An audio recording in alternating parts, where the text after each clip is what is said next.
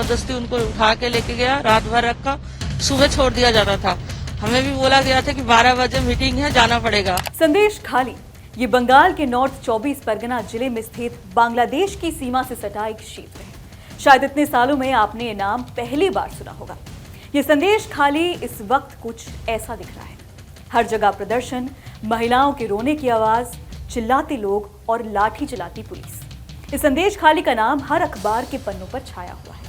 हर TV channel पर बार बार इसे flash किया जा रहा है। इस वक्त संदेश खाली जाना या वहां रहना एक टॉर्चर के बराबर है।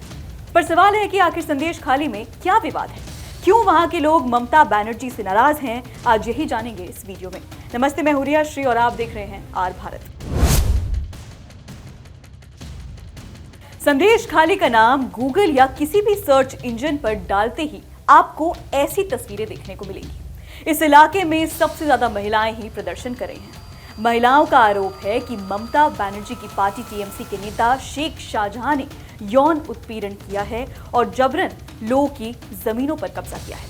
एक बार शेख शाहजहां की तस्वीरें गौर से देखिए। ये वो नेता है जिसके कहने पर पूरा सिस्टम अपनी फंक्शनिंग बदल लेता है।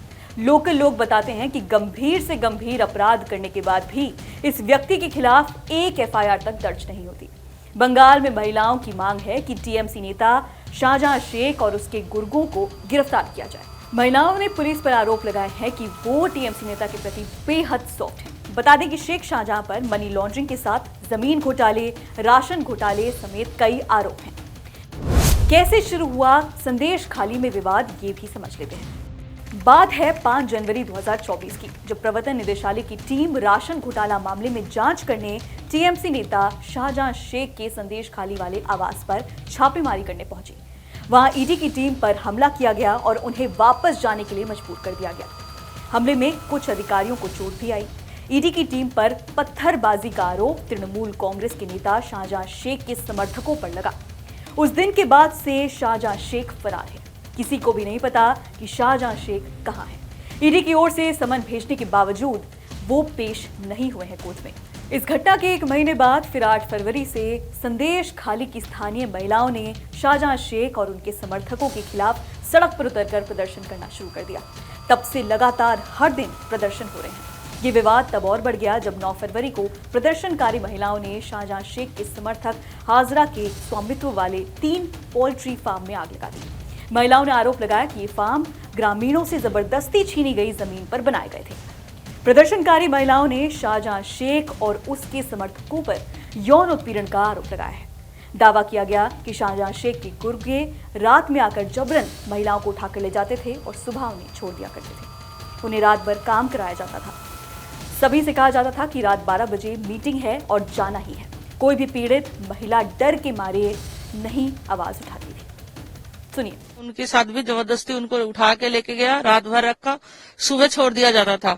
हमें भी बोला गया था कि 12 बजे मीटिंग है, जाना पड़ेगा। नहीं, हमें पुलिस के ऊपर कोई भरोसा नहीं है। हम तो डरे हुए हैं। प्रशासन के ऊपर भी हमें भरोसा नहीं है। हम जो आंदोलन कर रहे हैं वो करते रहे, आगे भी करेंगे जब तक ये शाहजहां पकड़ा ना जाए। ये पुलिस, राज्य पुलिस कभी नहीं पकड़ेंगे शाहजहां को। शाहजहां को तो शिबू को कभी नहीं पकड़ेंगे राज्य पुलिस। हमें तो भरोसा नहीं है। महिलाओं ने बताया कि उन्होंने पुलिस से शिकायत की मगर कोई भी मदद नहीं मिली। सरकार पर भी भरोसा नहीं है। एक दूसरी प्रदर्शनकारी महिला ने आरोप लगाया कि तृणमूल कांग्रेस के लोग गांव में घर घर जाकर सर्वे करते हैं। किसी घर में कोई सुंदर महिला या लड़की दिखती है तो उसे पार्टी ऑफिस ले जाया जाता है।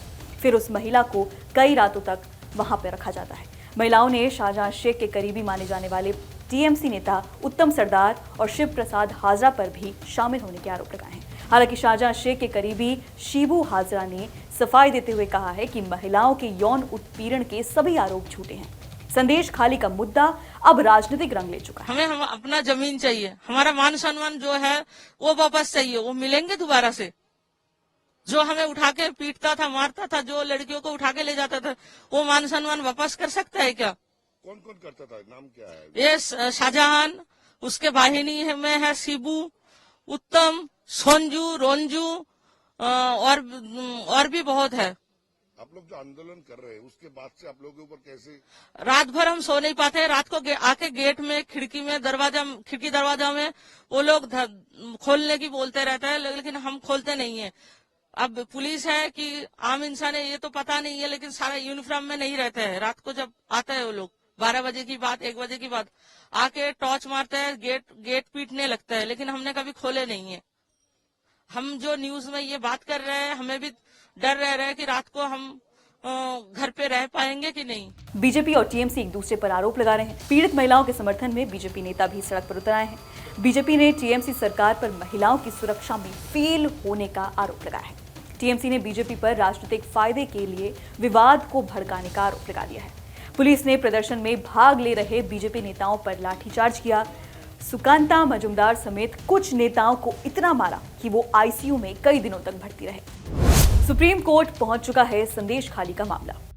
15 फरवरी को संदेश खाली का मामला सुप्रीम कोर्ट पहुंच गया। एडवोकेट अलख आलोक श्रीवास्तव ने याचिका दायर कर अदालत से मांग की है कि मामले की जांच और मुकदमा राज्य के बाहर ट्रांसफर किया जाए।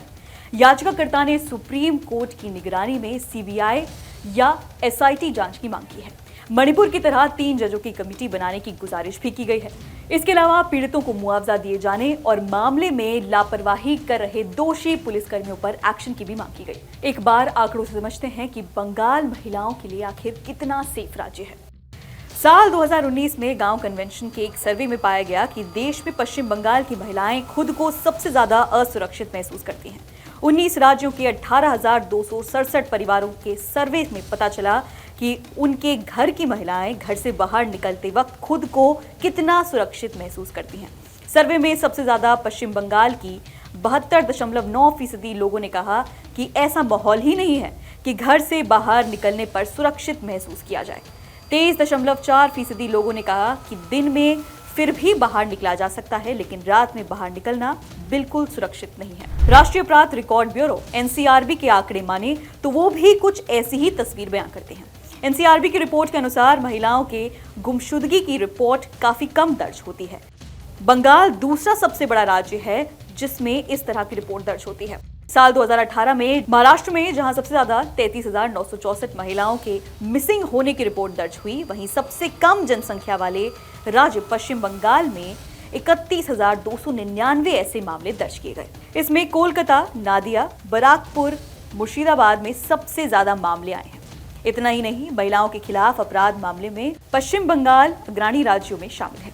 एनसीआरबी के अनुसार 2020 में महिलाओं के खिलाफ सबसे ज्यादा करीब 49,000 मामले यूपी में देखे गए। इसके बाद दूसरे नंबर पर यूपी से आधी आबादी वाले राज्य पश्चिम बंगाल में 33,440 मामले दर्ज किए गए।